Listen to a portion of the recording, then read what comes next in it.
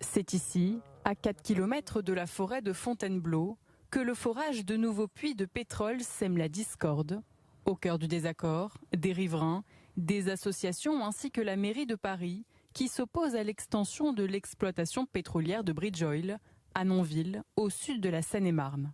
La société d'hydrocarbures y exploite déjà 2 puits, mais elle projette le forage de 10 puits supplémentaires et souhaite agrandir sa plateforme pétrolière. Déjà que les 2 puits actuels font souffrir les habitants, ils sont vraiment inquiets de l'impact de 10 puits supplémentaires. Selon l'agence environnementale d'Île-de-France, le projet ne porterait pas atteinte à l'environnement.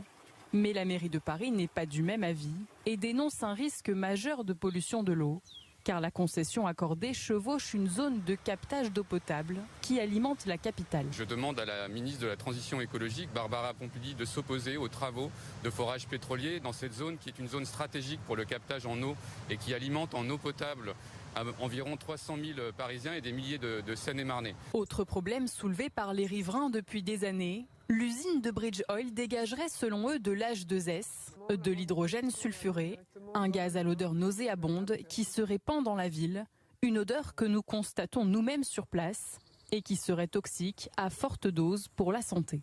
Une situation qui impacte directement ce directeur d'un centre équestre adjacent à la plateforme. Au moment du forage des 2 premiers puits en 2012, il a perdu 25% de sa clientèle.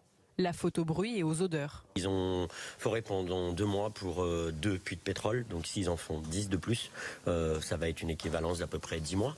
Donc 10 mois sans pouvoir travailler, pour nous, c'est même pas la peine, c'est la fermeture obligatoire de la structure, quoi. Mais selon Bridge Oil, les nuisances sonores ne seraient pas si dérangeantes. On a entre 2 et 3 camions qui passent par semaine.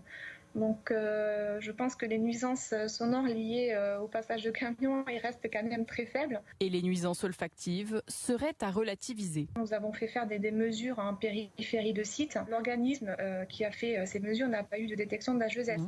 Une pétition en ligne a été lancée pour éviter que ce projet ne voie le jour. À moins de 70